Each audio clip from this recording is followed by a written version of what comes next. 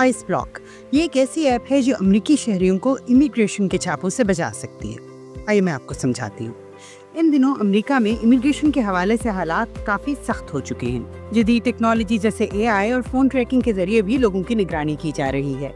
ऐसे में कई खानदान स्कूल जाने, क्लिनिक विजिट करने, हत्ता के मस्जिद जाने से भी डरने लगे हैं, क्योंकि हर वक्त आइस के छापे का खतरा रहता है। अब जहाँ इमिग्रेशन की सख्तियाँ बढ़ रही हैं, वहीं लोग इनसे बचने के नित नए तरीके भी ढूंढने लगे हैं और आइस ब्लॉक भी इसी सिलसिले की एक कड़ी है।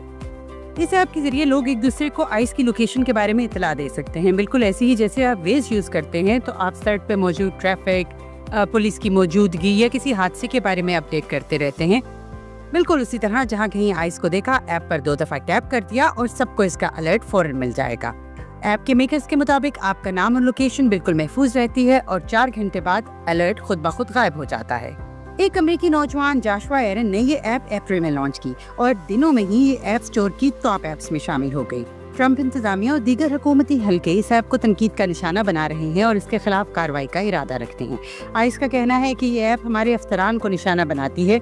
उनके मुताबिक पुरतशद्दुद शिकायत में इस ऐप की वजह से 500% इजाफा हुआ है, जबकि कानूनी माहिरीन कहते हैं कि ये ऐप अमेरिकी आइन की पहली तरमीम के तहत महफूज है।